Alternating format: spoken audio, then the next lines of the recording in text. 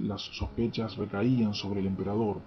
Según se decía, Nerón había pasado buena parte del incendio en lo alto de las torres de Meséneas, en la cumbre de Palatino, vestido como un actor de teatro, tañendo su lira y cantando versos acerca de la destrucción de Troya.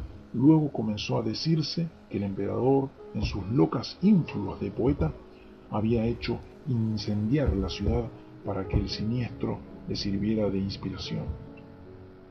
Nerón hizo todo lo posible para apartar tales sospechas de su persona, pero todos sus esfuerzos resultaban inútiles mientras no se hiciera recaer la culpa sobre otro. Dos de los barrios que no habían ardido eran las zonas de la ciudad en que había más judíos y cristianos.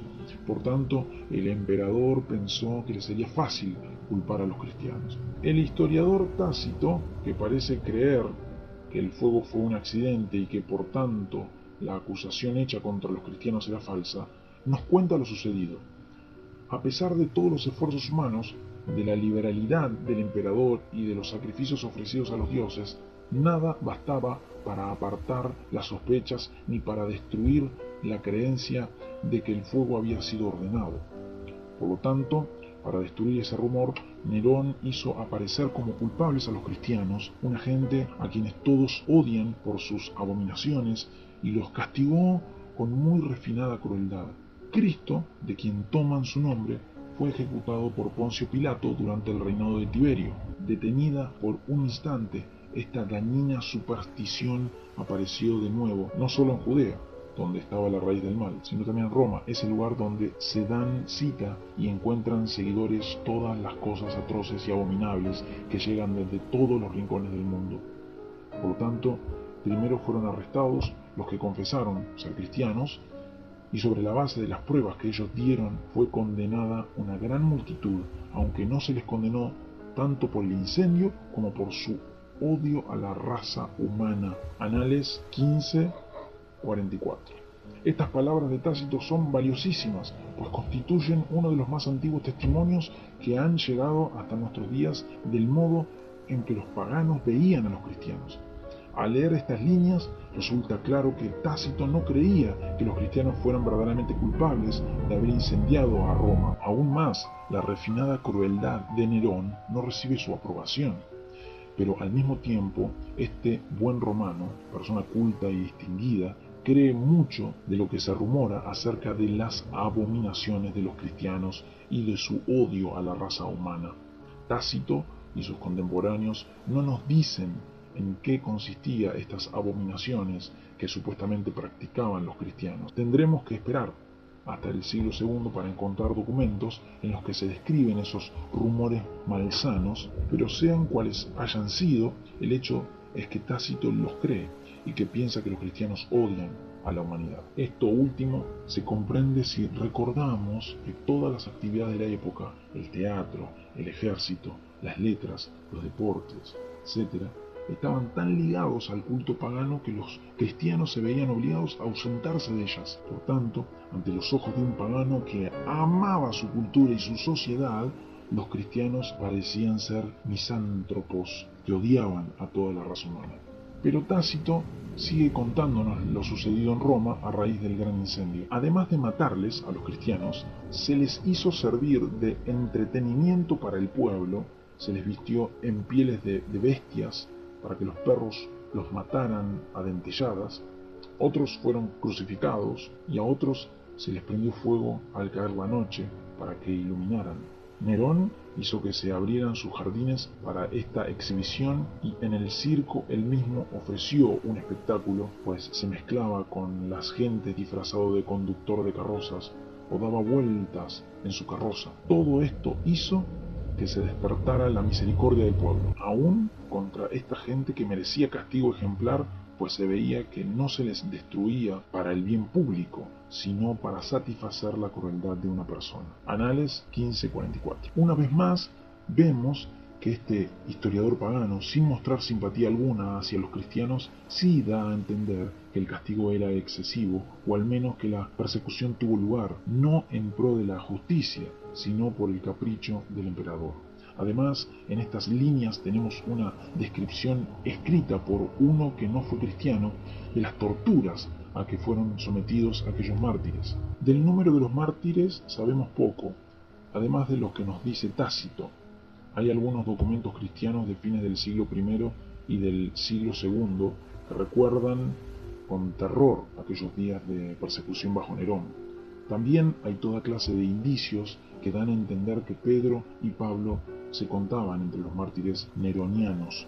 Por otra parte, todas las noticias que nos llegan se refieren a la persecución en la ciudad de Roma y por tanto es muy probable que la persecución, aún muy cruenta, haya sido local y no se haya extendido hacia las provincias del imperio.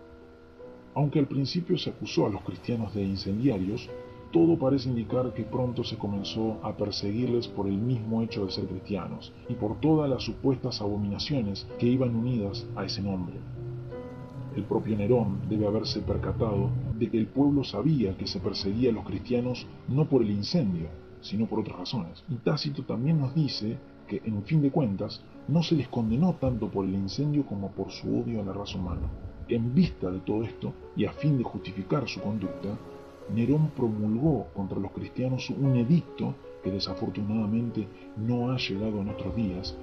Probablemente los planes de Nerón incluía extender la persecución a las provincias, sino para destruir el cristianismo en ellas, al menos para lograr nuevas fuentes de víctimas para sus espectáculos. Pero en el año 68 buena parte del imperio se rebeló contra el tirano y el Senado romano lo depuso. Prófugo y sin tener a dónde ir, Nerón se suicidó. A su muerte, muchas de sus leyes fueron abolidas, pero su edicto contra los cristianos siguió en pie. Esto quería decir que mientras nadie se ocupara de perseguirles, los cristianos podían vivir en paz. Pero tan pronto como algún emperador u otro funcionario decidiera desatar la persecución, podía siempre apelar a la ley promulgada por Nerón. Por lo pronto, nadie se ocupó de perseguir a los cristianos. A la muerte de Nerón se siguió un periodo de desorden, hasta tal punto que los historiadores llaman el año 69 el año de los 4 emperadores. Por fin, Vespasiano pudo tomar las riendas del Estado y luego le sucedió su hijo Tito, el mismo que en el año 70 había tomado y destruido Jerusalén. En todo este periodo, el imperio parece haberse desatendido de los cristianos, cuyo número seguía aumentando silenciosamente. La persecución bajo Domiciano. En el año 81 Domiciano sucedió al emperador Tito. Al principio su reino fue tan benigno hacia la nueva fe como lo había sido los reinos de sus antecesores, pero hacia el final de su reino se desató de nuevo la persecución. No sabemos a ciencia cierta por qué Domiciano persiguió a los cristianos. Sí sabemos que Domiciano amaba y respetaba las viejas tradiciones romanas y que buena parte de su política imperial consistió en restaurar esas tradiciones. Por lo tanto, era de esperarse que se opusiera al cristianismo, que en algunas regiones del imperio había ganado muchísimos adeptos y que en todo caso se oponía tenazmente a la antigua religión romana. Además, ahora que ya no existía el templo de Jerusalén, Domiciano decidió que todos los judíos debían enviar a las arcas imperiales la ofrenda anual que antes mandaban a Jerusalén.